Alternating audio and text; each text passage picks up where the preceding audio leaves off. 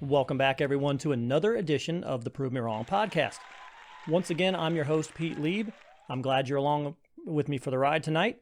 I have what I think is also a very good episode tonight, and I'm pleased to have with me friend of the program, author, researcher, Donald Jeffries, back again tonight.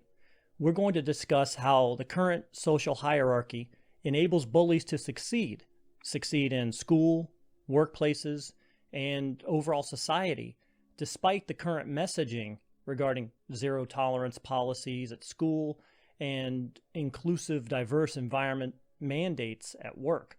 Typically, still, the loudest and rudest voice gets heard. Donald is the author of several best-selling nonfiction books, including Hidden History, an expose of modern crimes, conspiracies, and cover-ups in American politics, Survival of the Richest, How the Corruption of the Marketplace and the Disparity of Wealth Created the Greatest Conspiracy of All, and Crimes and Cover-Ups in American Politics 1776 to 1963. His newest book, and the subject of our discussion tonight, is Bullyocracy, How the Social Hierarchy Enables Bullies to Rule Schools, Workplaces, and Society at Large, which was published in January of this year, 2020. I'm pleased again to have him with me tonight, and if you are looking for more information on Donald, you can find it on his blog, donaldjeffries.wordpress.com, and you can find his books on amazon.com. So once again, welcome back to the Prove Me Wrong podcast, Mr. Donald Jeffries. Oh, thanks for having me, Pete. It's my pleasure. It's good to see you again. So based on the title of this book and the subject matter of the other books that you've written so far, Bullyocracy seems to me more like a passion project for you, a little bit different than what you had done in the past. Can you tell me how you became engaged in that project? Yeah, it is. It's a bit, well, it's kind of a little bit like Survival of the Richest, where my two conspiracy books are by far the biggest sellers and the ones most people are interested in. Mm-hmm.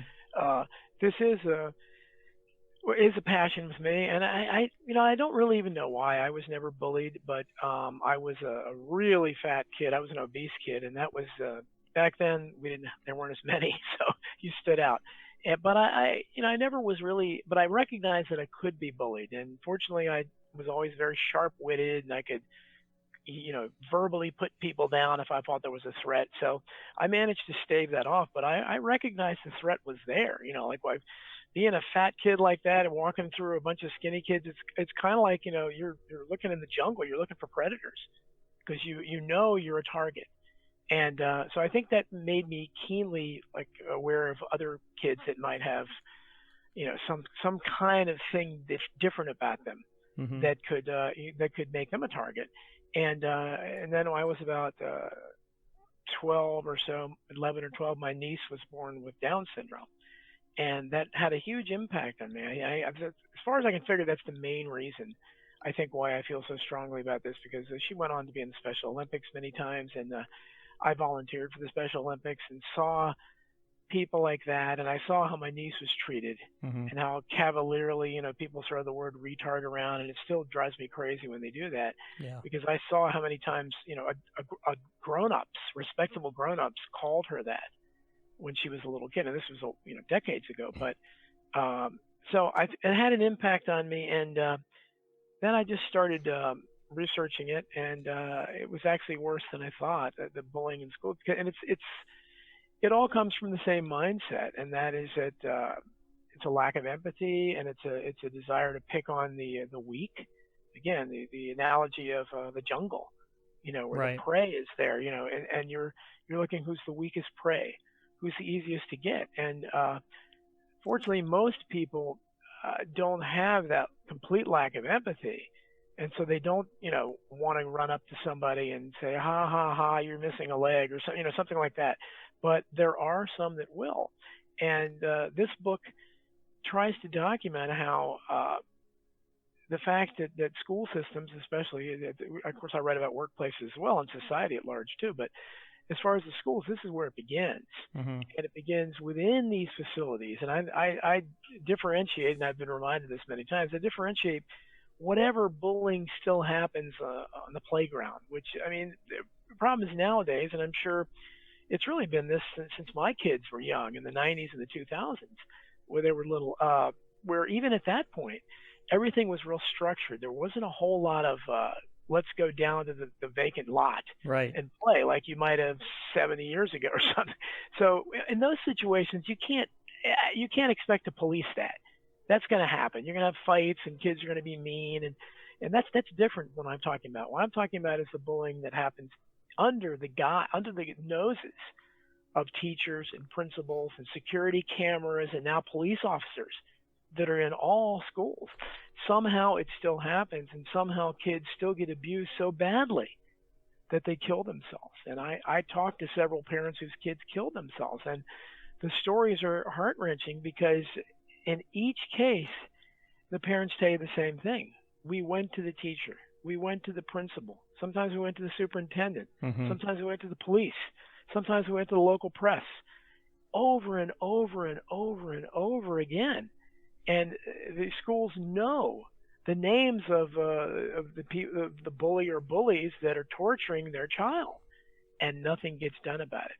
And that's what the book documents. It's amazing and then to watch how the schools excuse themselves for their behavior, but they boast about zero tolerance bullying. But as I show also in the book, this is for other things. As far as bullying, every case I examined, I couldn't find a case of severe bullying where the schools acted properly and stopped it. Before we get into the institutions themselves, can you give me your opinion? What's the genesis of the bully? Are they bred or are they born? Is it nature nurture type thing? Are bullies created by their environment, or are they some people just born that way? Well, I think you have to have born, probably mostly born. But as I talk about, that's where the social hierarchy comes in. I think they're birthed by the social hierarchy. The concept of popularity is key here, because what we found, in the old days, the stereotype was, okay, the bully is from the wrong side of the tracks. Maybe a single mother, maybe the dad is an alcoholic beating him up, and so he's lashing out at the world for him being beaten. That kind of thing. Maybe low class, maybe he doesn't have anything. So, and that certainly that may happen, but for the most part, the research shows that the bullies tend to be the popular kids. Yeah, because that's also a distinction, right? There are really two types of bullying. There is the physical bully, which I think you're talking about, the kid from the wrong side of the tracks. He's getting his anger out by physically bullying you. And then there's that emotional, verbal bully, which I actually think is more impactful than somebody who chases you, makes you say uncle and twists your arm. The things people say to you will stay with you much longer than a fight ever would, I think. Absolutely. And that's what you're describing is mostly what we call the Mean Girls phenomenon. After the movie The Mean Girls, where and female bullying especially is of a psychological nature, and you're right, it can be scarring, and a lot of young boys kill themselves, but I would say probably more young girls, and I think it's more because of that mean girl type phenomenon where their reputation is smeared, they're ruined, they decide to marginalize one of their own. Typically, if you look at the pictures of the girls especially that kill themselves, there's most of them are gorgeous. Mm-hmm. And that's the first drew my attention. I said, wait, it would be unthinkable when I was a teenager for some really good-looking teenage girl to kill herself. It just would never happen. And I thought, why is this happening? And then I began to examine that in most cases, they got marginalized within their little mean girls group, where for whatever reason, the queen bee decided to go after them, maybe jealousy, or they made the mistake of sexting a popular boy and sent him a nude picture, and then he spread it to everyone, and they couldn't take the humiliation. But over and over again, it's that kind of thing that happens. And sometimes the parents don't know the whole full story, but the important thing is that the schools know these things are happening, and they don't do anything to stop it, and or they don't act appropriately. And it's tragic for any of these kids to be, for someone, especially I looked at these cases, kids as young as 6 have killed themselves. And 50 years ago, it would have been unthinkable for anybody, younger than maybe 16 or something to kill them. I mean, now it's routinely. I mean, I discussed several cases there, 10, 11, 12 years old. They kill themselves. And, what can happen in your life? How badly are you being treated that you lose the will to live at that point? Well, I think it might go back to actually a conversation we had in our previous show where we were, to me, it's the constant availability of that feedback. When I was growing up, when you were growing up, there was no social media, there was no internet, there was no way to contact me after school hours unless you called me on the phone. I have a 17-year-old daughter and a 19-year-old son, so they've both kind of gone through that social media phase. I did not give them social media access until they were about 15, both of them. And that was on purpose. You know, my daughter was asking for a phone from 10 years old. Right. And I just couldn't, in my mind, rationalize a reason that a 10-year-old would need a telephone. I take her everywhere. I went everywhere with her. She didn't go anywhere without me at that age. Right. The only reason you would need it is to have those social platforms and to constantly be in contact with friends. The downside of that is that they are always in contact with you. And so then suddenly they can flood you. They can get that message around to hundreds of other kids in an instant, where it could not have spread that fast in the 80s, the 90s when I was growing up. Yeah. I think a lot of it has to do with that. I don't want to jump the ghost that quickly in the discussion, but I think a lot of it comes down to the unfiltered, unregulated, unsupervised use of social media by these children, and their parents should be a little more involved in what they're doing. Absolutely, and cyberbullying is a huge part of this. Sometimes it happens, and it's a little harder to monitor, and it becomes more of a murky situation when it happens online. Because, especially for someone like myself, I'm a civil libertarian, free speech purist, so it's kind of hard to go there. But and I talk about the cyberbullying, but I try to concentrate more on the bullying that happens inside the schools and even inside the classroom, because that's just inexcusable. Online, but even the cyberbullying, even when it happens there, and there's a case of a little 12-year-old girl, Rebecca Sedgwick in Florida, who jumped off or was pushed, 12 years old, jumped off or was pushed, not sure yet which happened, off a water tower, died tragically 12 years old after, alleging bullying over and over again. They knew who the two girls bullying her were. In fact, they were actually charged for, as minors in her death by the sheriff who actually was doing his job. And for his efforts, he was criticized, and he was blasted in the media that he was ruining these girls' lives. So once again, the media defends the bullies and not the victim. It was clear. I saw the police reports. In fact, one of the anti-bullying experts, and that's the saddest part, Pete, of this is when you communicate with any of these so-called anti-bullying experts, every single one of them is an apologist for bullying. Every one. And they're calling themselves, I don't know what kind of bullying they're trying to stop, but this woman was very nice. She sent me the police reports for that case, which provided me with absolute evidence that yes, they had the right girls. Unquestionably, these girls had been torturing her for a long time, and she still said, "Well, I don't look at it that way." So I don't even know what's there or what's going through the mindset of an adult like that. But this is when you see these things and you realize that no one, until I wrote this book, and I've gotten more feedback on, even though it hasn't necessarily sold as well yet, and it had the unfortunate sense of timing to come out right when this pandemic or whatever hit at the same time, so all the tension was taken from that. But still, I've managed to talk about it in a number of interviews, and I've received lots of personal messages and feedback from people telling me their own experiences and how this book really they've been waiting for it. And it struck obviously it struck a nerve with him, and you just see these stories and that's why I think this book is so important, maybe more important than all my other books, because it's something so many people. I don't think there's a family in America probably that has not been touched by bullying. I would say that there isn't almost a person in America that hasn't at some point been bullied by someone. Everyone has. Right, and who knows how many have it happen badly enough where you got to keep going to the school, and then you get frustrated because the school doesn't do anything about it. And as we see too often, it ends up in tragedy. But the middle-aged people who are 40, 50, 60, there's a 172-year-old woman that has told me her whole story. And it's unbelievably tragic. I mean, just imagine being in high school after, I mean, I'm not going to take up the show with all that, but she endured a really bad childhood. She had polio, was teased for that, had her legs kicked when kids wore braces back then. Right. Horrible. Adults made fun of her again. But people don't realize how many insensitive adults have always been around. And it's amazing, you know, that it's not just kids, but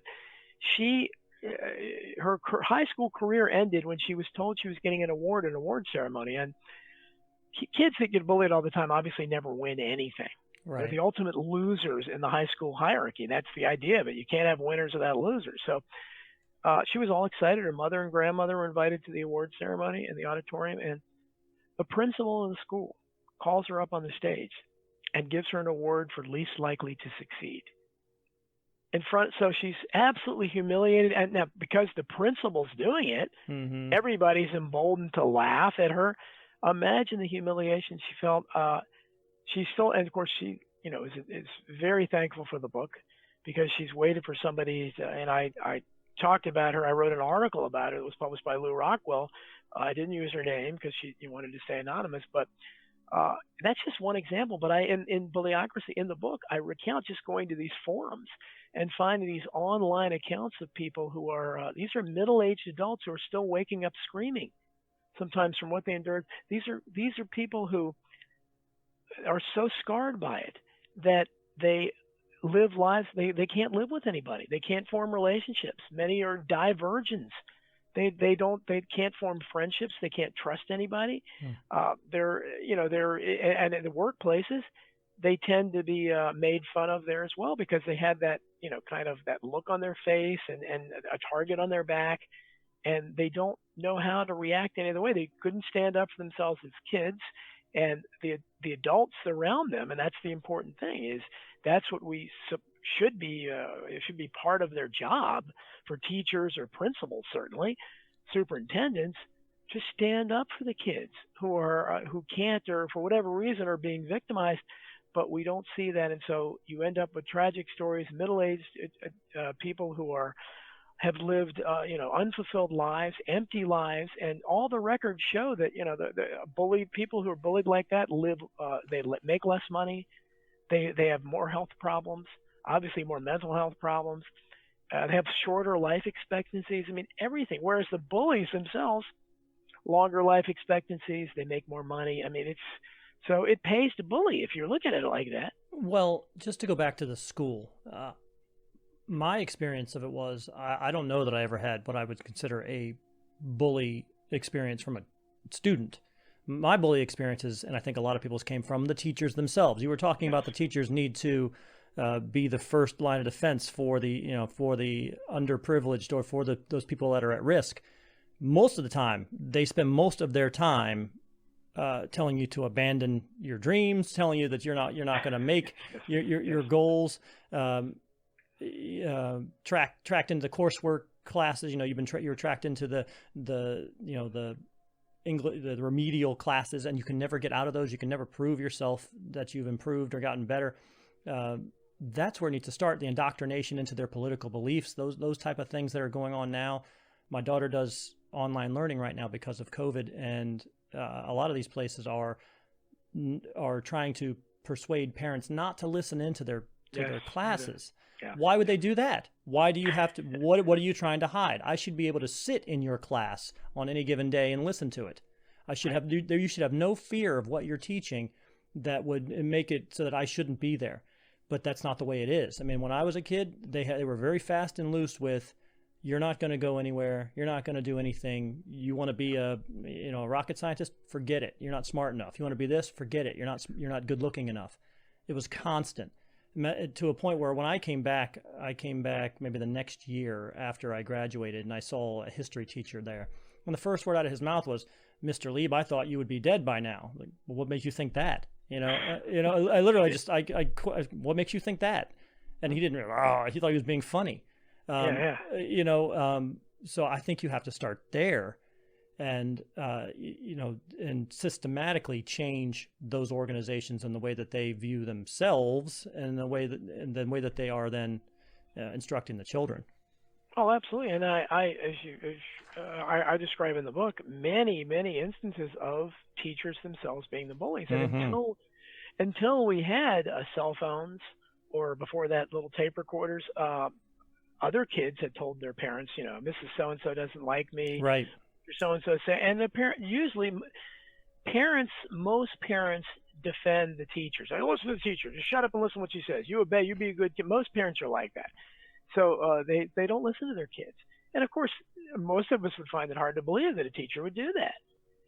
But now the proof is in the pudding, and I describe in there how they've. But even when they're caught on a cell phone video, bullying a child or berating a child, the school system still, in one case, the child they actually sent the police to arrest the child who recorded the bullying because he had illegally taped them. Mm-hmm. I mean, this is the reaction that you get. And you've had teachers. There was one case where there was a special needs kid that was being dragged around the floor in the classroom, and the teacher was laughing. And I don't know if he actually participated, but they have participated in the bullying as well. And the special needs students disproportionately are impacted by this, which, again, the weakest prey out there. Even the teachers who, if you're teaching, if you're a special education teacher, you'd think you would be specially, equipped for that. But apparently not. If you're at the point where you're calling them names, and I have the quotes from the recordings that some of these children made, where you're not very smart, are you? I mean, it's kind of the stuff that you were saying, but they've refined it now, and it's same thing with bus even to the bus drivers. A lot of the bullying goes on to the bus drivers, and again, they've caught these teachers, these women driving buses saying, "Wah, wah, wah, wah," you're crying to a little kid. I mean, this is, you could expect maybe a not very well behaved little, other kid to do that, but for a responsible adult. But for whatever reason, all these things together, the system, whatever it is, this hierarchy, it comes together, and it's like a wall. It's defending this, and a lot of it, of course, has to do with when the social hierarchy starts. Really doesn't start until the concept of popularity is born. I put popularity as becoming a thing in school around 6th grade. That's when kids are first starting to develop hormones, because you go into a 3rd grade classroom, you're not really going to know who's popular and who's not. It hasn't been defined yet. The girls certainly haven't started developing, so you don't know who really the hot chicks are going to be or anything like that. Right. The boys there's not too much organized sports going on, so you don't know who's going to be that. So, but 6th grade, it's starting. And certainly middle school, when you start switching classes, you start dressing out for gym and all that, the roles become defined. And by the time high school is there, and you have this incredible emphasis on sports, especially football and basketball, and these events that I think I'm the only one that's ever discussed them. But what is the purpose of a homecoming queen? What is the purpose of a prom queen? And these are nuggets that are doled out to a very lucky person who gets adulation like a celebrity. I mean, it's effectively like winning an Oscar, an Academy Award, to win that. Right. And it's wonderful for that one person. But really, what does a prom king or queen do to earn that? It's a popularity contest, and realistically, only a handful of people have any chance to win it, because everybody in every school is acutely aware of where they stand in that hierarchy. They know who the popular kids are effectively the celebrities in that school, or the rich. I talked about the survival of the rich. It's the same kind of thing where they get the same kind of perks and benefits that the wealthy get in our society.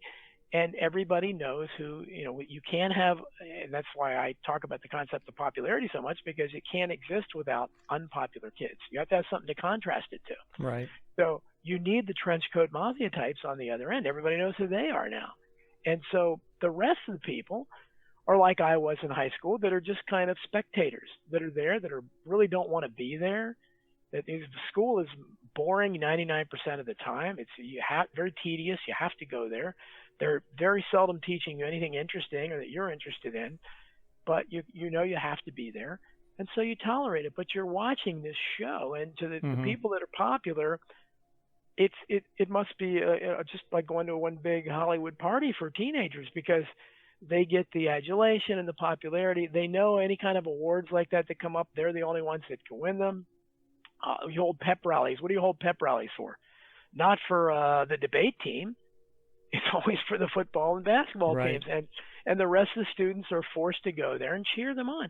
So people don't, what is the end result of all this? First of all, it teaches, and I've talked about this quite a bit, that the primary reason supposedly that all kids are it's mandatory education. You're supposed to get educated, and that would mean so the highest achievement should be how well you do academically in school. But that is not the case. The class valedictorian, unless they also happen to be popular, which especially with girls can happen, because a lot of the girl bullies are very good. With boys, not so much. The quarterback of the football team is very seldom going to be the class valedictorian. Could happen, but that's the only way. Other than that, it really means nothing to be valedictorian or to be the National Honor Society. Again, unless you're popular, and that should be theoretically the people that are looked upon most favorably because they're succeeding academically, but it doesn't work that way. Academics really aren't and nobody, I said nobody smart like a valedictorian. You're never going to find an example of a class valedictorian bullying somebody because they got F's. They're not going to bully somebody for their grades. It's going to be a popular kid bullying somebody who is a weak prey. They it has some kind of flaw, or they're just a weirdo, maybe they're already starting to, become a goth or something, so they're taking on that identity as well. But it has nothing to do with grades.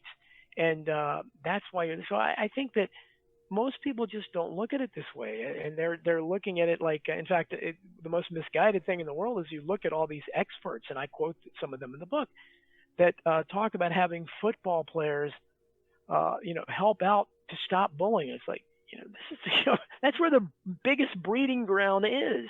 That is the problem. But they just don't seem to recognize that the hierarchy is the problem.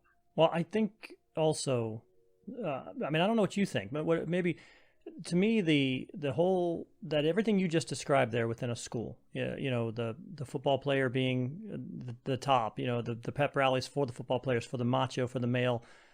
Is that, in your mind, maybe some remnant of the way that society used to really have to be? I mean, that's the way it was at the time. The men, there was this emphasis on athletic ability and aggression and physicality, and men were men, and we didn't, there wasn't a whole lot else in between. Everybody else was aspiring to be this alpha male.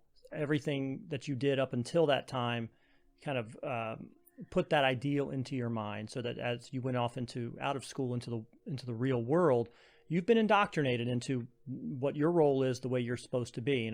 I was in school right at the end of home ec and typing and all those things that were more geared towards the feminine, teaching women how to cook, teach them how to sew their clothes, get them ready for their role in society. At the same time, I was an athlete myself. Everything was aggression, sports, alpha male type activities, because that's the way that society was currently geared. And maybe we're just kind of slowly getting out of that mentality, because I don't think it's quite there anymore with my kids. I know my kids were not interested in going to see the football games. My kids were more interested in going to see the drama club, and the plays that they were putting on. So I don't know if maybe that's a remnant that we're slowly working out of. What are your thoughts? Well, it could be, and certainly with the pandemic shutting down schools, you're not going to be able to have a social hierarchy without schools. Right.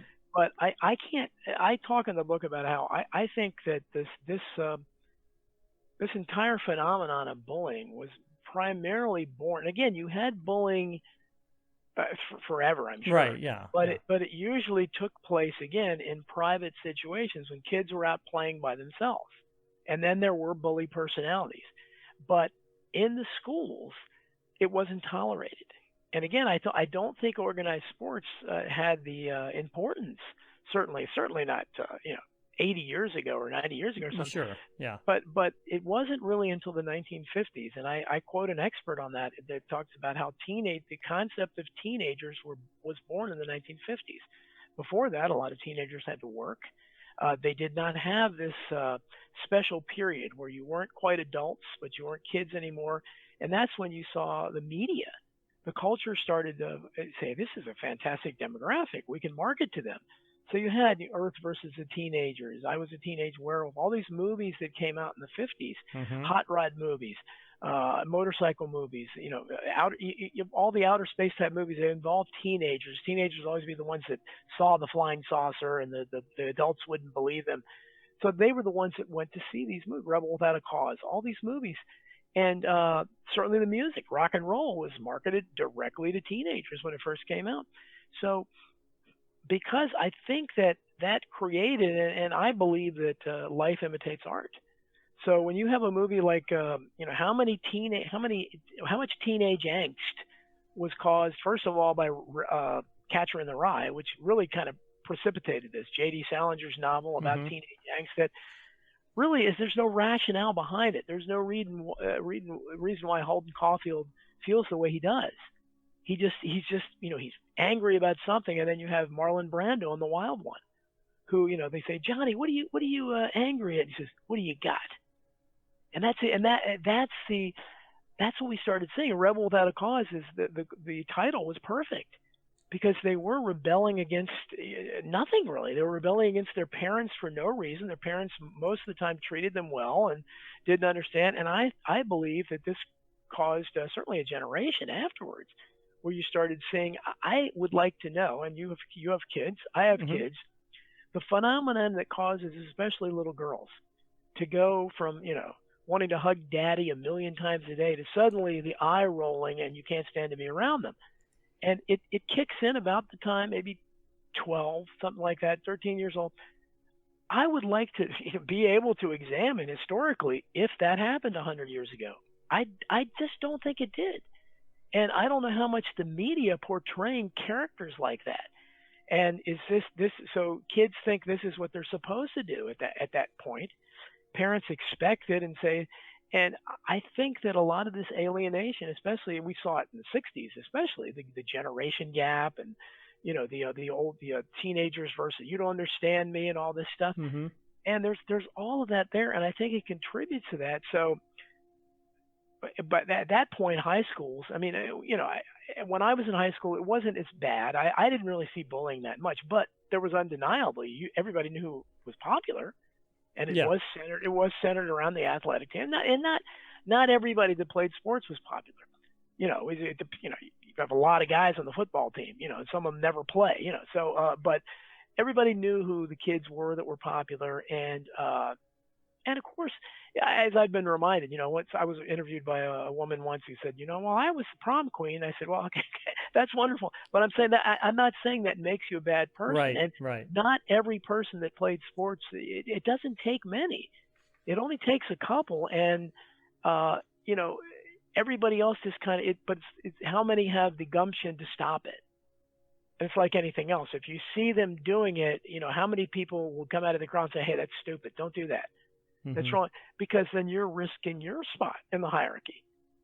Because especially if you're the only one, nobody has your back, and you're the only one doing it.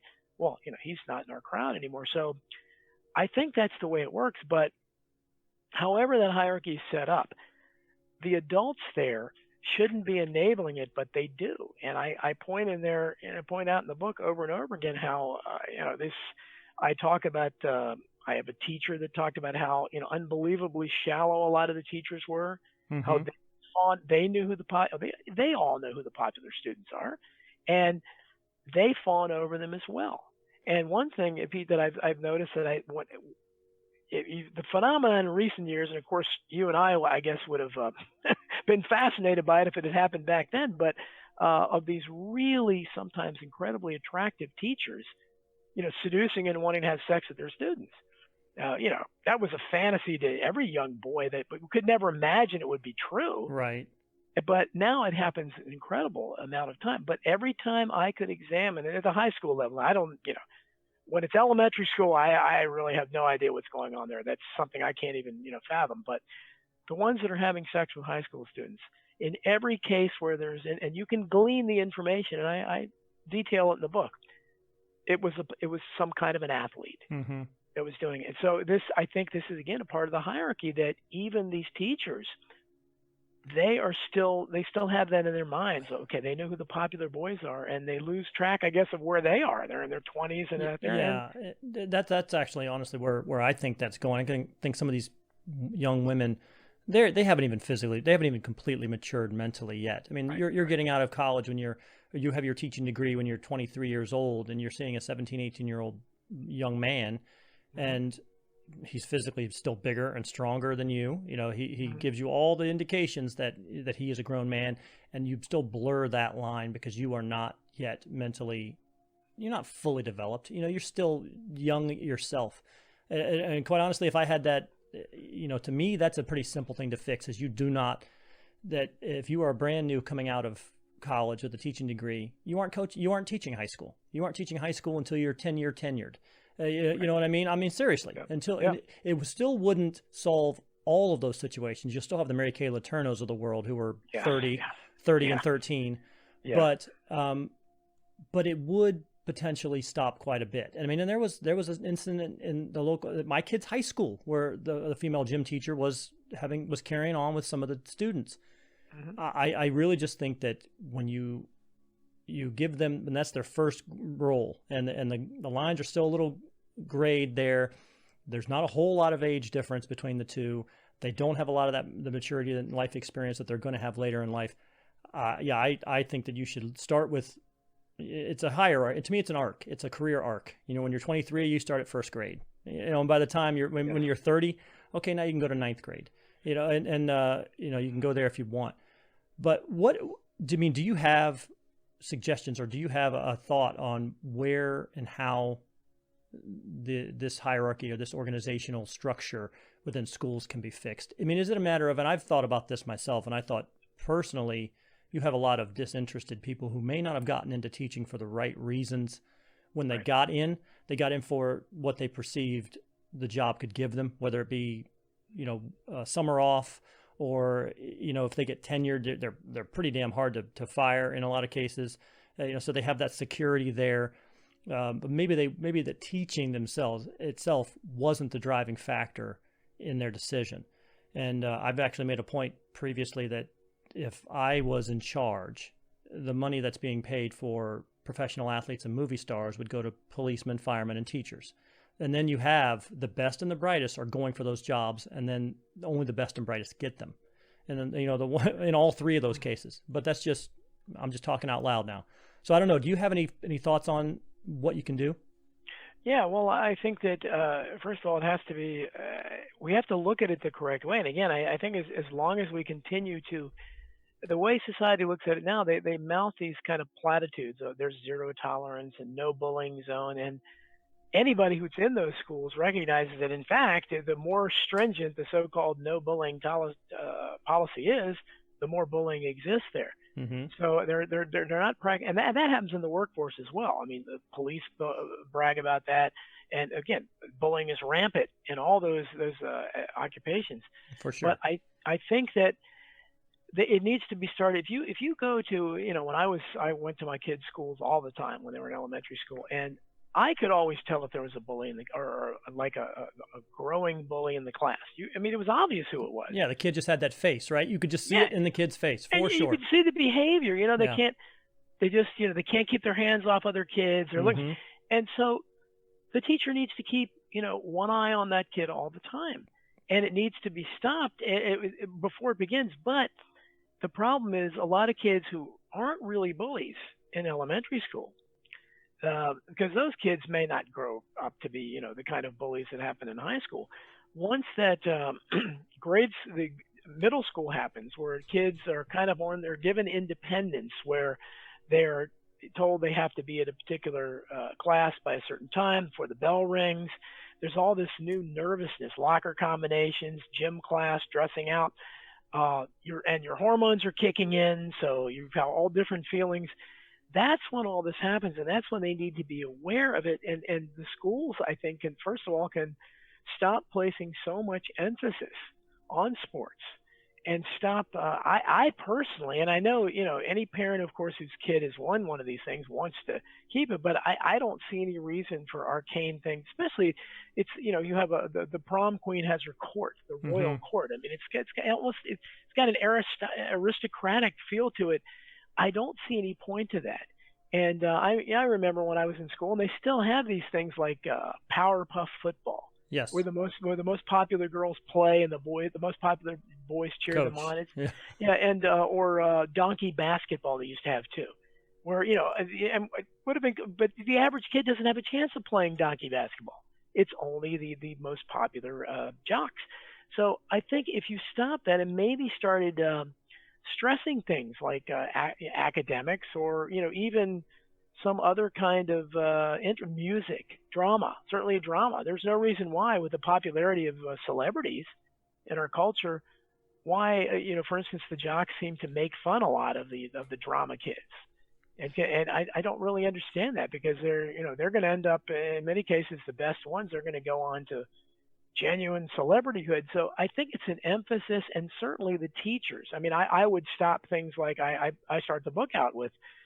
I think this is pretty much in every school. I'm sure it was in your school. Every Friday in high schools across America, during football season, the boys on the football team wear their jerseys to school. I did.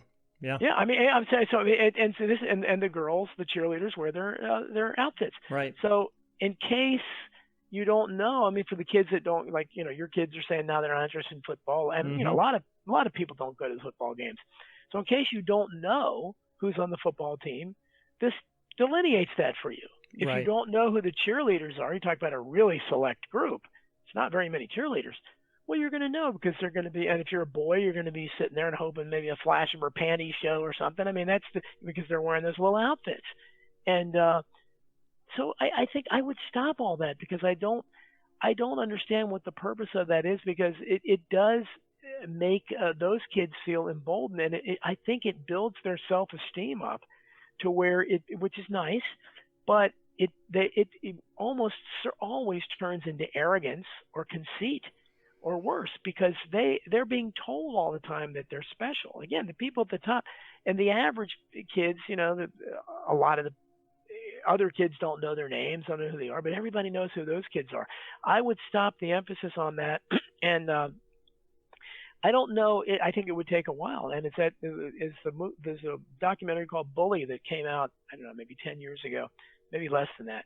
And one of the stories they followed was an 11-year-old kid killed himself, 11 years old again, and his little friend, who's about 11 or 12 in the movie, he just had that profound comment when he looked at the camera and he said, "I wish there was no such thing as popularity." And that's how he reacted to his friend's death. He could see it. He could see what it was, because you're drawing distinctions. And again, it's coming from somebody like me who wrote a book like Survival of the Richest that talks about what I think is, the biggest problem in America, and that's the disparity of wealth. Where when you give so much, whether it's attention to a high school kid or wealth to one person, and others are starved for it. In the case of high school kids, you are so starved for the attention of the positive feedback from your peers that even if you're really good looking, you can be destroyed if somebody just decides to say, "Oh God, you're ugly." Even though, I mean, I examine cases in the book where these really thin girls, because somebody said they were fat. Yeah, I think personal reinforcement or that body image reinforcement has gotten out of hand, and needing to be prettier somehow than you are, needing to be skinnier than somehow you are. And you're right. I mean, it is all encompassing. One glance, one saying, "Oh, I don't like that sweater on you," or "Boy, that haircut's weird," and that can just destroy somebody. But I would not necessarily push back, but at least just say in some cases as well, I honestly think that a lot of it is not necessarily because you're on the football team versus being in the drama club. Even if your whole school is nothing but drama club, there will be those individuals in that school that always get the lead part, and they will always have that adoration, and there will always be that 1% that are just better at certain things than others are. And they'll Right. always get that adoration. They'll always get that constant reassurance that they're going places and that they're doing things and that they're better than others. And Right. it takes a special person not to allow that to seep in and start to think, yeah, I'm entitled to this. This Right. is mine, and I'm going to step on you to get it.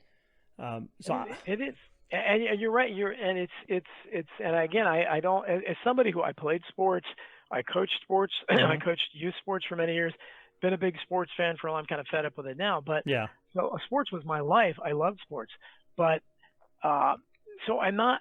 Certainly, the concept of sports is wonderful, but the emphasis that these schools place on, and I talk in the book about some of these. Now, you may not see it in your children, and my kids didn't really see it in their high school either. But the high schools that have really huge programs, and I talk about them in certain areas, certainly in something like Indiana with basketball and things like that. You see the amount of money they'll spend on a new stadium. right. And that kind of thing, and the emphasis, and then we've had these cases, in several cases, Steubenville, Ohio, and elsewhere, where these are powerhouse programs. Some of the boys get accused of rape, and the community comes right, and they defend the players instead of the girl. In fact, since I wrote Bullyocracy, a real tragedy happened a couple weeks ago. One of the cases I went over in depth in the book was a little girl named Daisy Coleman, who a beautiful little girl was. I want to say she was 15, something like that. She went to a party with some older jocks. She got drunk. They raped her, and they filmed it all. And it destroyed her life. She tried, and not only that, but it destroyed what it did to the community. Her mother, who I've communicated with several times, her mother had already lost her husband in a car wreck. And the mother lost the job after this happened, and the community, I think it may have been retaliation because she was very vocal about nothing was happening to these boys. And then she ended up, in recent years, she lost her son in a car accident. And finally, Daisy, a couple of weeks ago, after many unsuccessful attempts, killed herself. So this is all because some high school kids couldn't control themselves. And you had people in the media, I quote them in it. Well, what did you think was going to happen at 2 a.m. at a party or something? I mean, and you would not get, if this was a group of loser trenchcoat mafia types, there's no, anybody with a public platform would never say that. Right. They say it because of the athlete. And I talk about the Steubenville, Ohio students who you had Poppy Harlow and Candy Crowley, who were both arch feminists. They worked for CNN. They were almost in tears covering the trial because it's saying these young men's lives are ruined. Nothing about the victim at all. They would have not said that about any other occupation. And I even talk, how about, they do say that, though. They do say that about politicians. I mean, politicians do this regularly, where they end up blaming those women about. This comes down. I think in a lot of cases it comes down to quote unquote fame and hero worship. And and the Steubenville High School football player becomes the Ohio State football player who does the same. And I'd say that because I went to Ohio State and I'm from Ohio. So becomes the Ohio State football player, becomes the Dallas Cowboy, runs for Senate, and then this cycle continues the whole way up.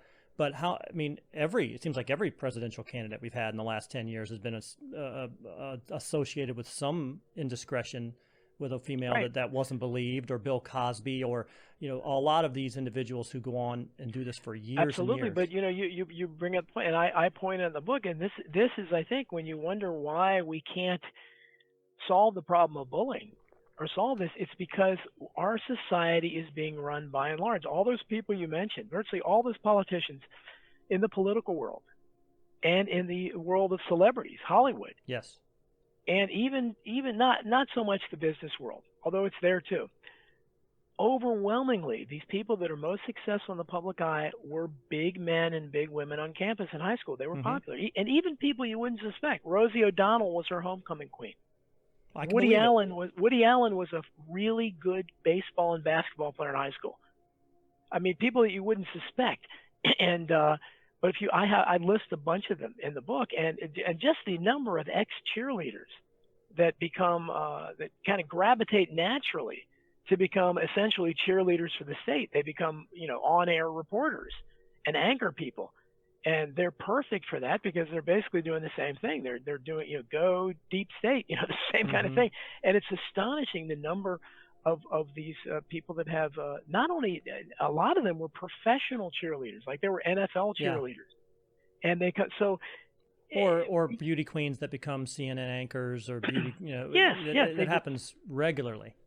Yeah, and they come from the world, so the hierarchy has been very good to them. So when they hear about these things, they're naturally going to say, they may feign, support for bullied victims, but they're never going to, because again, it's that hierarchy they have to support. And now that research is showing it's the popular kids that do most of the bullying, then they can't point to the guy on the other side of the track, or they can't do things like say, well, this is another myth that they used to say, well, the Bill Gates of the world, they're going to be made fun of in high school. Everybody's going to pick on them for their pencil protector. Right. But then, the high school quarterback, he's going to flame out. And then he'll be a drunk in 10 years, and he'll be working for the Bill Gates guy. So he'll get his revenge. And unfortunately, the research doesn't show that. The research shows that the more popular you are in high school, the more successful you tend to be in life. Well, yeah. There are exceptions, but... Yeah, exactly. Bill Gates and then the quarterback who flames out are both the exception. They are both ends of the bell curve. And right. So, yeah, you're going to have the Mark Zuckerbergs or maybe the Bill Gates, the guys who weren't physically inclined. And, yeah, you'll absolutely have the star quarterback who becomes the used car salesman, if that's a terrible thing. That's kind of what the trope that they use in movies, right? That he becomes the used car salesman. Yeah. But I also think, though, that a lot of times those people that you're talking about who started off as a cheerleader here and then became a cheerleader there and then became a CNN anchor and then became whatever, I think a lot of that also is just the fact that they took a chance to do those things and they were rewarded and made it to those things, and then they kept taking those extra chances and going a little bit farther and farther and keep being rewarded. I also, because I don't want to also say that there shouldn't be any praise put on the person who takes the chance and tries something different and tries to keep going on. And because I think the one thing that if you don't do anything in schools is kind of the base, the foundation. If you don't try anything or do anything, then you'll never have the sense of accomplishing anything either. Right. And so then you won't know what that feeling is like when you have to get on out. And that's what I've been telling my kids is like, this is free money right now. Where else can you get so involved in so many different things for free? You could be in the drama club, you could be in the choir, you could be in the band, you could be on the football team if you tried out. Right. You have all these opportunities for free. You can't do that later. So I would still want people to give that a shot too. Oh yeah, and I hope it. I don't mean it to sound like that where I'm trying to. And you do. I do get accused of that, and it's the same thing with survival origins. Yeah. I don't want everybody to have the same amount of money. Of course, I mean I want people to still have the chance to be rich, but it's so out of whack. And I look at it the same way, where yes, of course, but you touched on what is the essential quality of any bully, and really it's the essential quality of anyone popular. That doesn't mean that being popular makes you a bully, but that is self-confidence. Right. And that what distinguishes most kids do not have self-confidence. And they're concerned about their looks. Mm-hmm. They don't, I have a pimple, they're somebody going to laugh at me. They're afraid to put themselves out there. And I know that just from as an adult doing it, I mean, I'm putting, whenever I'm doing these interviews, I'm putting myself out there. I'm saying, very controversial things usually. And a lot of people won't do that, but I'm very confident.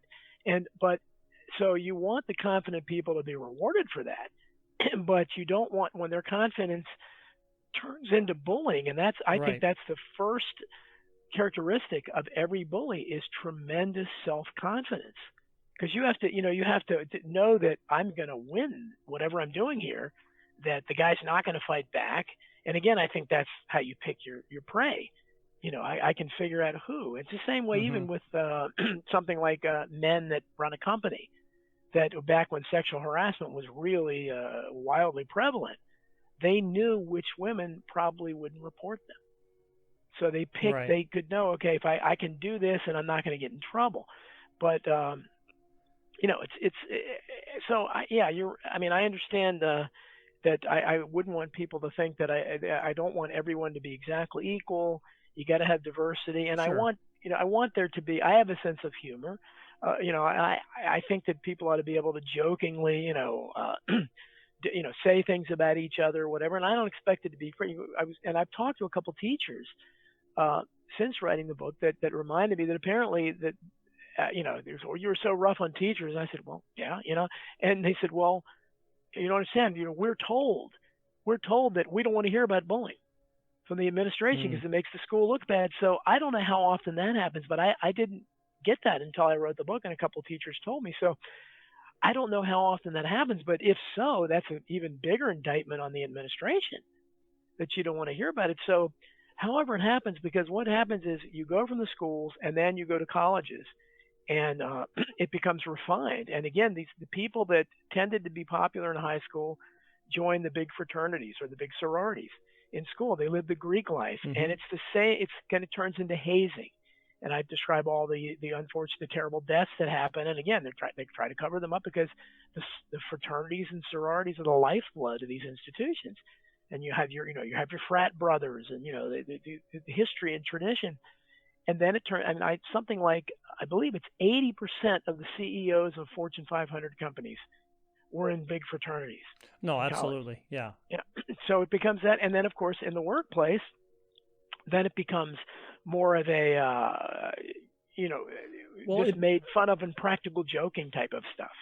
Well, bullying becomes a positive in the workplace. Bullying suddenly becomes a type A personality. That's what they'll call it. They'll take the personality tests, and then, everybody wants to be the type A because the type A is what gets rewarded in the corporate world.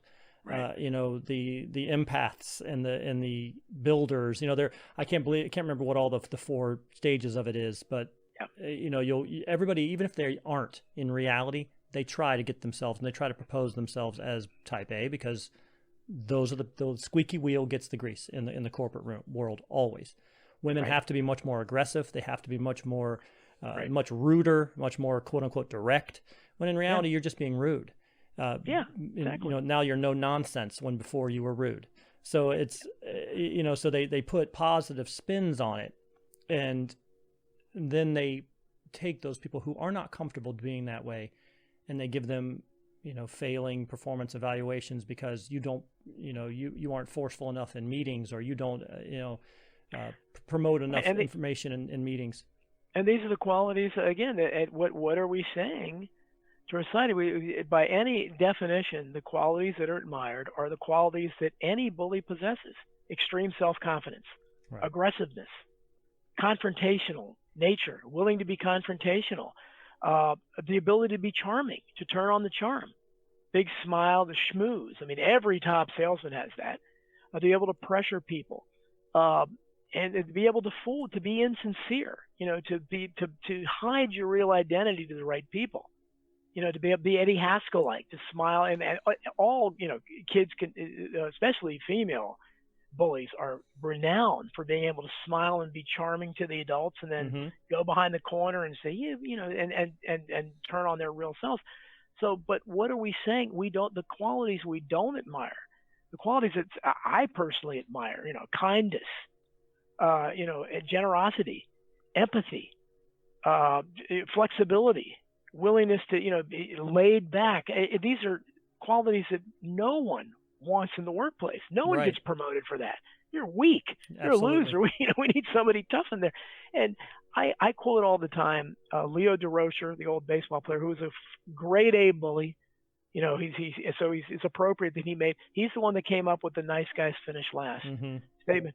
And the fact that no one, when you say nice guys finish last, no one disputes it. What does that say about your society?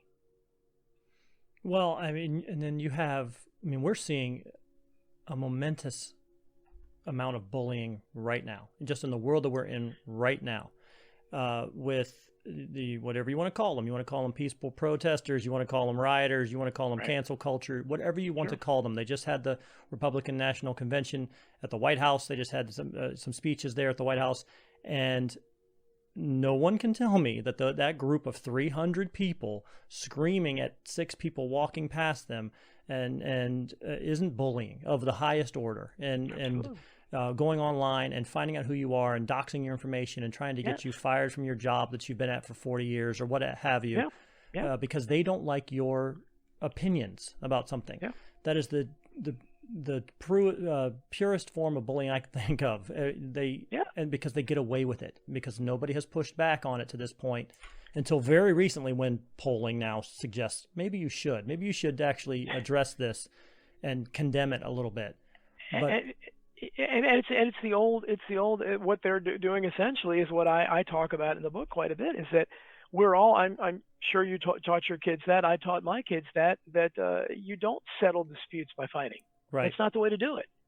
You try to use reason, and might doesn't make right, or it's not supposed to.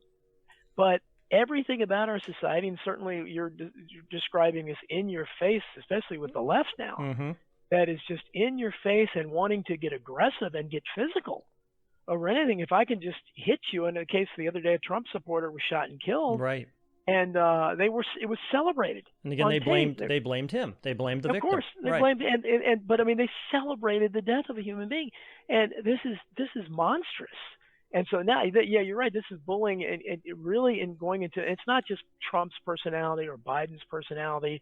You can go back to LBJ and people like that had bully personalities, but their supporters weren't like this. Now you have really severe, where people are, they're willing even apparently to kill, and they're certainly willing to just, come up and they're, I don't know if you saw the video of the two girls, monsters, that came and took a little 7-year-old's MAGA hat and tore up his signs. He was like outside. I mean, this is, I would have been unthinkable, 75 years ago that 2 young girls would do that to a 7-year-old kid.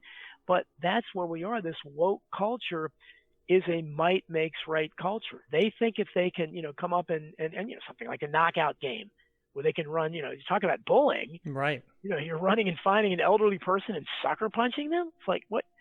I mean, and again, our society won't even, of course, now that has racial aspects to it, so that's probably why they won't do it, but they can't even condemn something like that. I mean, they're pretending that there aren't burning buildings. I mean, you see the way they report these things. So we have huge problems, but I think that, and it doesn't all revolve around bullying, but I think it is a lot to do with the fact of the qualities we celebrate and we admire, and it's considered weak to be. I mean, I remember when my kids were, in school, I started hearing they would all call if anything nice, or if you did anything nice, that's gay. Right. And it became, it's like, where did this come from? But it was only, it wasn't gay if you did something bad. It was gay if you did something nice. Well, that's really gay. So what? What is going on there? Were you thinking that kindness and, being gentle? I mean, what happened to the blessed are the meek and things like that? But we just, everything about us, and certainly, especially every Christian should look at it and look at the teachings of Christ and realize, turn the other cheek and all those kinds of things that are incompatible with these kinds of views. But we're a sick society, and certainly the woke left has made this, because, most, I'm guessing a lot of them weren't popular in high school.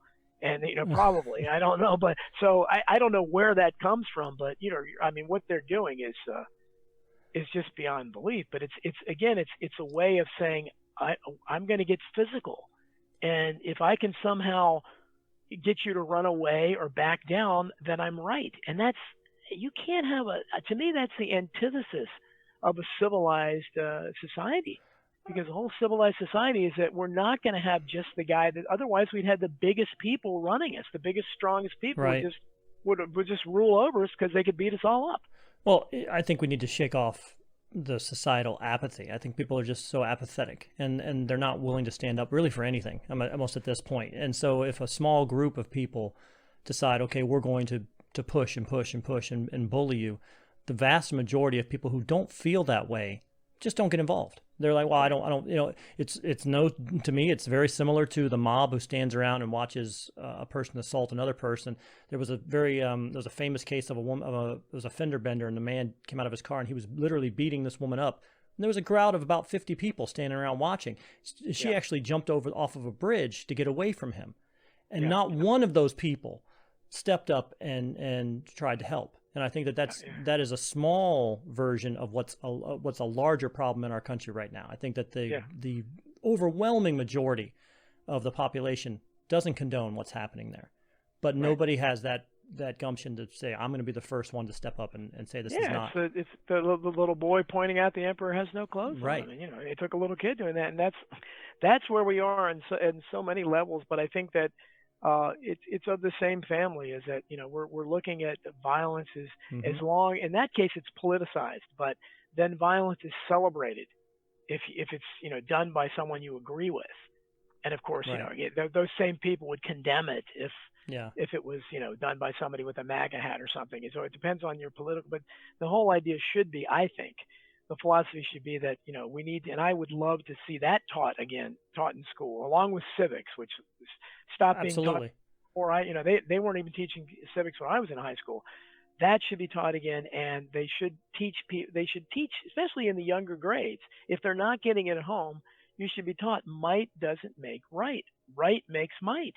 That's the whole basis of civilization. Is that otherwise, again, the biggest, dumbest people could lord over you, and that's not the way it's supposed to be. And but I realize I'm in a minority at this point, and when I talk about these things, I really don't hear anyone else talking in this kind of way. I mean, everybody seems to defend the violence if it's people they agree with. Yeah, what type of feedback, you're talking about that, what type of feedback have you received from the book so far? What kind of reactions have you gotten? Well, again, mostly it's been, I've gotten lots of feedback from people who experienced, who lived these terrible lives, who, said, 30, 40 years ago, this is what happened to me, and they'll tell me stories that are very much like the ones I wrote about in the book. No school didn't do anything, the teachers didn't do anything. I've been in and out of psychiatric institutions, or I've tried to kill myself. Terrible things. I don't want to have kids because I don't want them to go through this kind of stuff. As far as, but nothing to the point where these people need to toughen up and that life's not easy. Well, I have gotten that a few times. I have gotten a few that they need to toughen up. Right. And snowflakes and everybody and in fact, I posted something today on social media, and somebody said, everybody's a pussy now, and they all, and I said, yeah, people do get offended too easily over things, but I was basically talking about using the word retard. I said, but that's completely different, because this is something that's offensive to anybody who has a loved one that has a problem like that, and there's no need to use it. It's a very juvenile term. When I remember when I was young, it was you didn't hear any adults, certainly on television or in the media, they never used it. It was considered bad. So I think that's a completely different thing. But people are just so I do get a little of that. And I had the one teacher that gave me 2-star review on Amazon, and he must have just read the first chapter or two. Yeah. Because he was an angry teacher. He said, this guy hates teachers. I couldn't read it. And clearly he didn't, I went into depth about principals, because he said he doesn't say anything about principals. I said a lot about principals. I said a lot about superintendents. I said a lot about media, police, everything.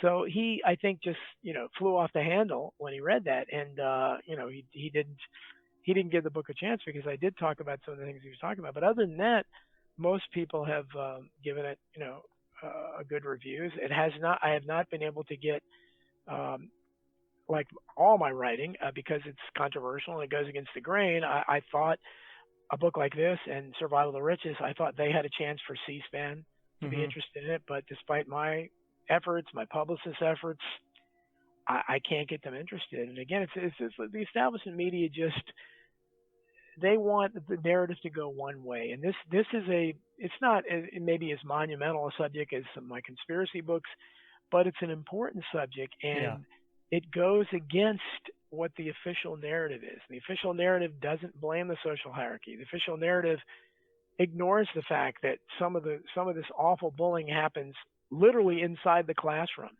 It ignores the fact that with security cameras everywhere, there should never be a doubt whether something happened inside the building, because it's filmed. With police there, they should be able to stop it. But these are the questions I ask, and they don't want to ask that. Instead, they and I talk about their zero tolerance policies are completely ass backwards, because these are where they end up suspending kindergartners for hugging each other, or a little kid that pointed his finger as a gun, things like that, or a young teenage girl that took an aspirin. They've all been suspended for things like that, but the same schools will not act when horrible bullying is going on, and the parents tell them over and over again. So I don't know what you can make, but I certainly can't speak very highly of the average school system because of that stuff. Is this I mean, this may seem like a silly question. Is this it can't be a uniquely American problem. Are there other countries that do much better? I think some of these countries that to me seem like incredibly regimented, like Japan. But then again, those places have almost caste systems to me. Yeah. So is that better? I don't know. I don't know if it's the same, but I tried to, before I wrote this book years ago, I was the biggest forum I used to post on for JFK assassination was the Spartacus out of London, England. It's a very big forum, but it's an education forum, so it has lots of forums about educational issues.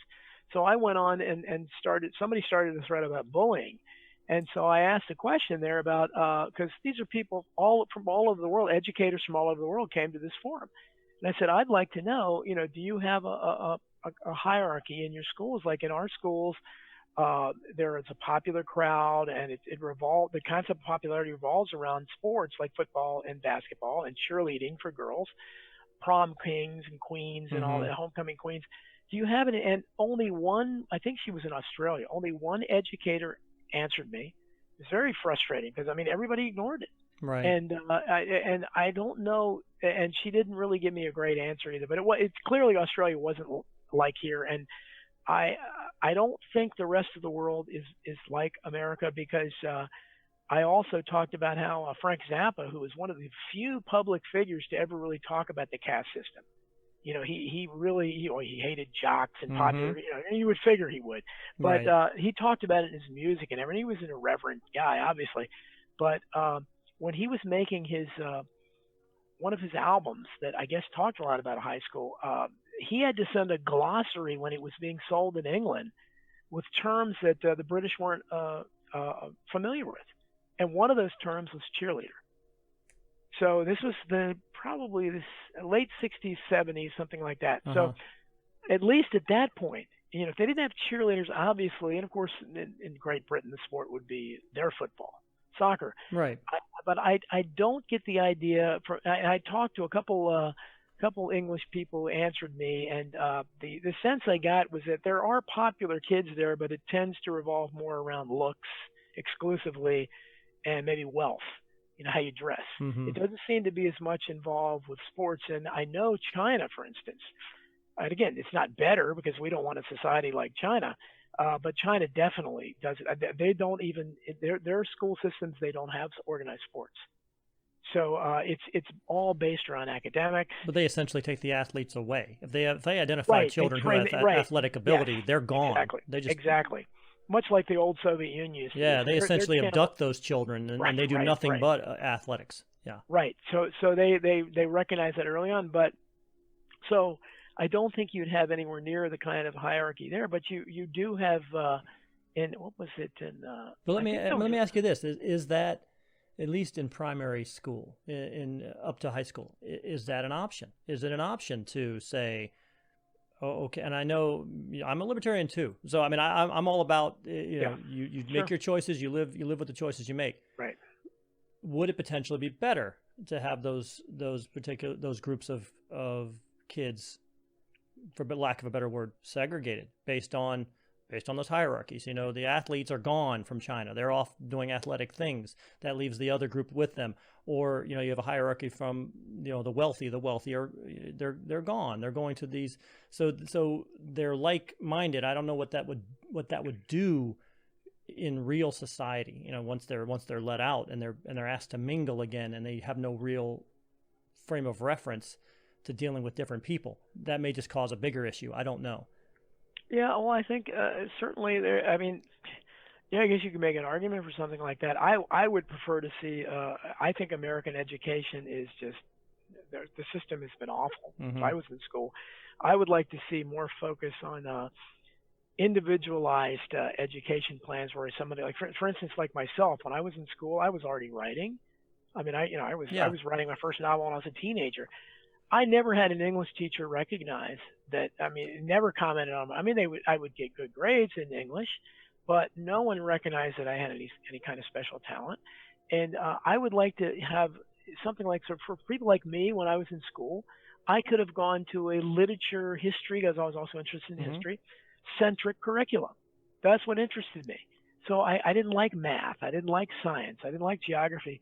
So I would, and of course the opposite is true as well. People that are really interested in math, I think that you could do, instead of having all these required courses. And why do you have to take a foreign language? If you want to, that's fine.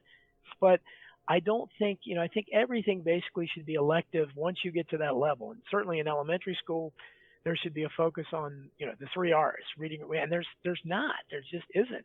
And so I would like to see, I think and we used to have a, what did we call it? Was it DECA or DACA? Where you would have basically work. You would already, those people that already started, like, wanted to learn a trade, like if they wanted to be an auto mechanic or something in high school, they were already letting the vocational type. They were letting them go learn on that during the school. That's the kind of stuff they ought to be doing. The kids want to learn a trade. They want to be repair air conditioners, things like that, plumbers. That's the kind of stuff I'd like to see, instead of making everyone go through the exact same, so it makes it a drudgery. I mean, if you're unless you're somebody special, you're going to have a hard time staying awake in chemistry and in classes like that. But instead I mean, I've heard that, and that is incredibly interesting to me, because I can agree with that. I agree with you that what is the harm if you have a group of 7th graders? Let's say it's 7th grade. You go through the first six grades to get your foundation. And by the time you're 7th grade, you're 13 years old. I mean, you got a pretty good handle on what you're good at and what you like to do by 13. Right. If you are handy, with your hands, and you're mechanically inclined, why couldn't you go immediately into a trade school for the next 4 or 5 years and learn different types of, whether it be mechanics or HVAC or electrician or whatever, welding, whatever it may be? And that's another thing, though, because our society has placed such an incredible amount of importance on a 4-year degree in social work. What the hell are you going to do with that? Right. Whereas, except unless you graduated at 18 and you are a certified electrician, and you can go out into the world and actually start, contributing to society. And everybody has a skill at that point. And that's actually one of the reasons I was in the Marine Corps out of high school, and I always recommended the young people, if I was in charge, there's some countries that say, okay, you graduate high school and you do 2 years in the military.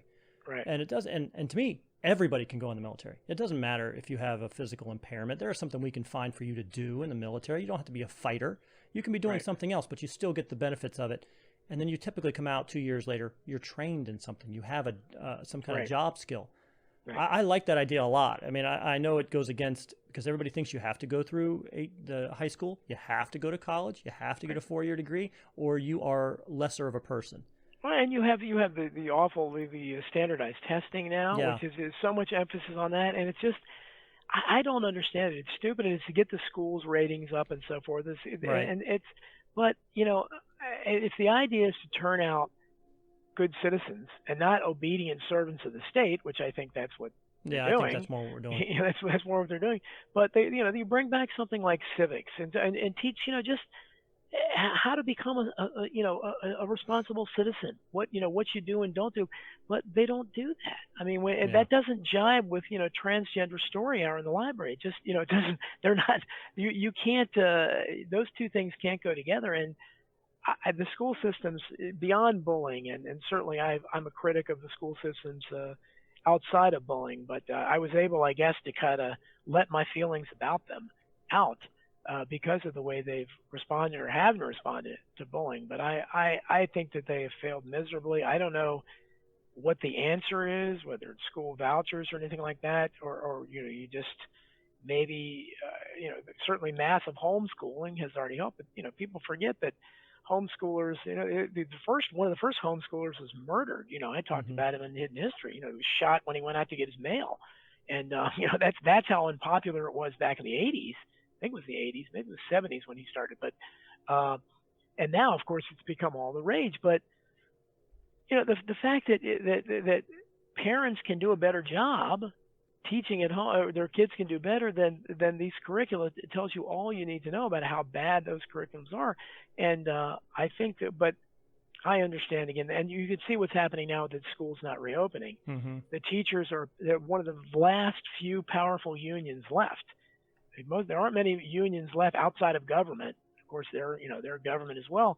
They have a powerful union. The National Education Association, especially, is very powerful, huge lobbying organization, and they've managed to.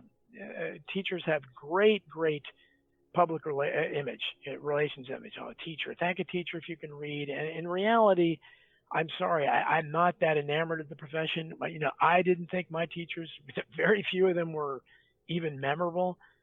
My kids had a larger percentage of memorable teachers, but still there were too many that were too bad, that weren't good. And certainly all the teachers I cite in my book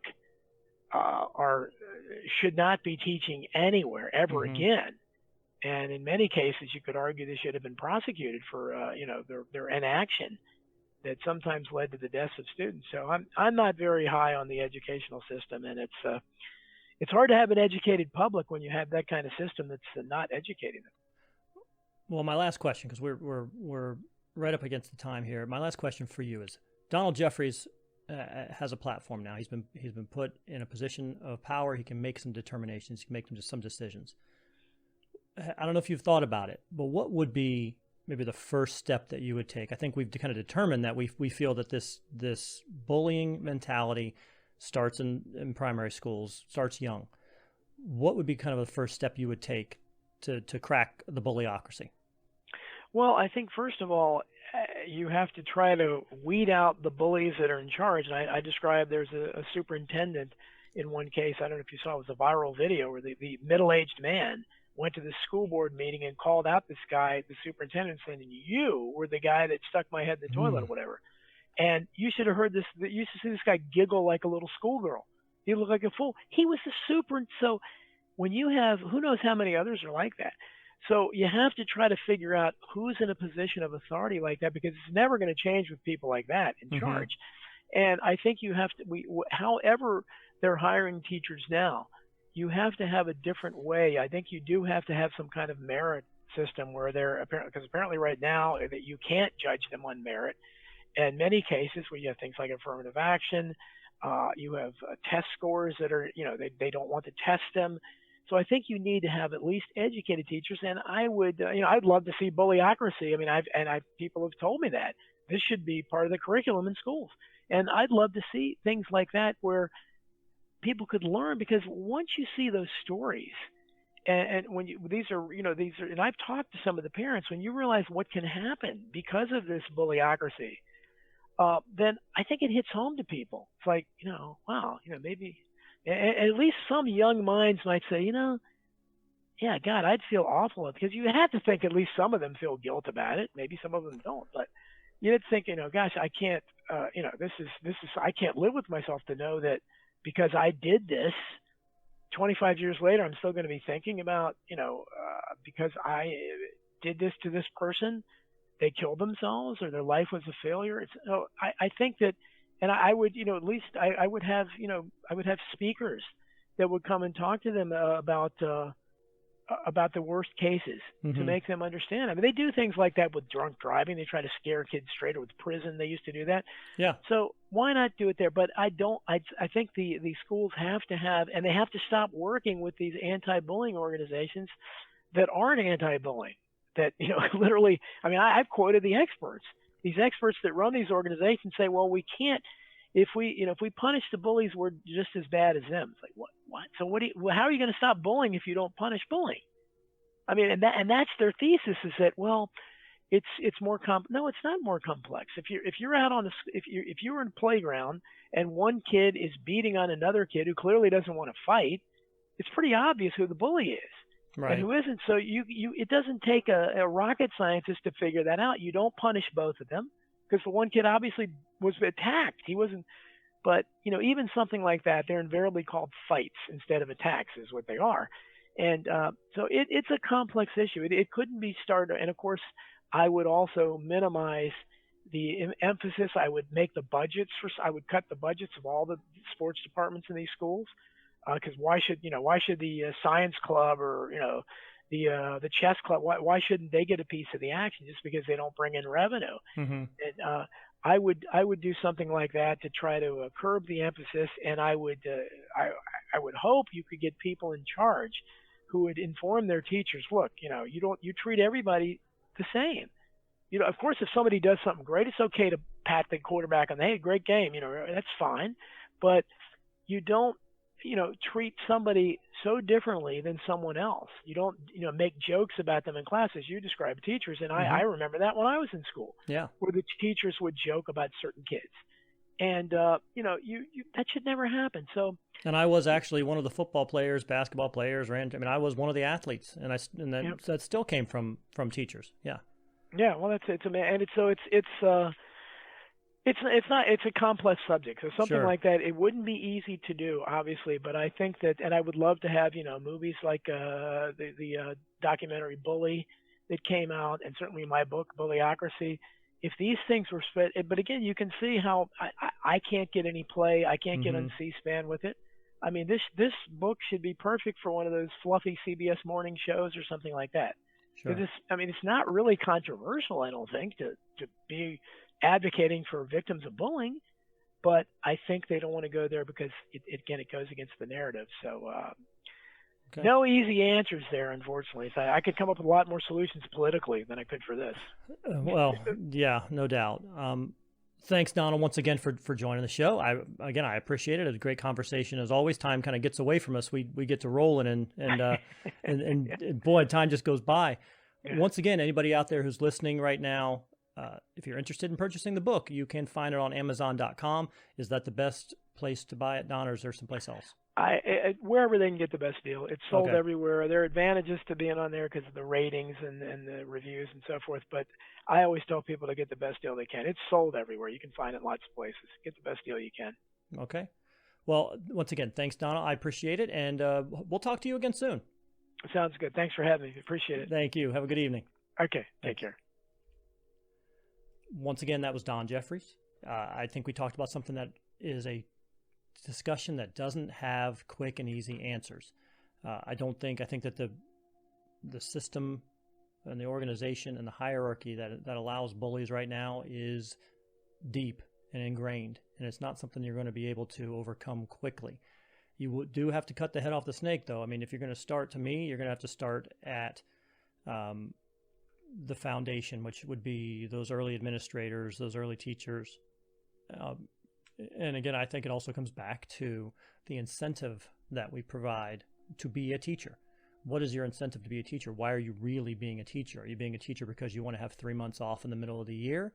Or are you being a teacher because it is the most rewarding position that we have? Or is it something that you want to do, internally? It's an internal feeling. I would personally make every teacher, right out of school, right out of college, $120,000 right off the bat. And wait and watch the level of candidate that you're going to get that comes out of school looking for those teaching jobs. You're going to have the deepest pool of individuals imaginable because those jobs are now incredibly valuable. They're actually paid the amount for what their actual value is. And then you make those things incredibly difficult to achieve. If you get these situations where somebody is they've given you any kind of red flag, they're bullying the students, they're indoctrinating them with their own personal political beliefs one way or the other, those people are gone. They shouldn't be teaching young minds. They shouldn't be teaching children. They should be giving them the reading, writing, arithmetic. And I think you would see a change right there. That's where it would start. I know we suggested a lot of different options. You have different countries. If you are athletic in certain countries, you're just gone. You have been abducted from your society. You are off training, doing whatever you do. That's a whole different conversation, whether or not that's a good thing. But schools are definitely set up in a hierarchy. I think nobody who's listening to this right now would deny that or would debate that. But I think that there is definitely, social media impact that has really heightened the the bullying aspect. The fact that we can get a hold of you at any time. We can reach out and touch you whenever we want, and we can have 100 of our friends with us instantly. That didn't happen 20 years ago. That didn't happen 30 years ago. It's happening now. And so you never are able to escape those unkind words, that bullying, and eventually that pressure would snap anybody. I don't know. Again, it's a Bullyocracy. You pick it up on Amazon.com. Donald Jeffries is the author. What are your thoughts? I'm sure all of you out there have had situations in your life where you have been bullied. If you want to talk to us about it, you want to send us a line, we'll read it for you. I'll make sure Donald gets that. ProveMeWrongcast@gmail.com is the Prove Me Wrong podcast email account. You can also contact us on Facebook or Instagram. It's Prove Me Wrong, name of the program. Just look it up and you can find us that way. If you are looking for just ways to listen to the program, we're on every podcast platform there is. We're on Spotify, Stitcher, Tunein Radio, iTunes, Apple, the Anchor FM. I mean, all of that, we are currently on all of those platforms. Any platform where you find podcasts, you can find the Prove Me Wrong podcast. Like and subscribe to the show, and you'll be the first one notified every week when a brand new episode comes out. We release them once a week. So, again, like and subscribe, you'll be the first one to get notified. We're also on YouTube, and if you can look at this scroll right there, like and subscribe to the YouTube channel, and once again, you will see the video portion of the audio podcast. So, this video portion typically is unedited.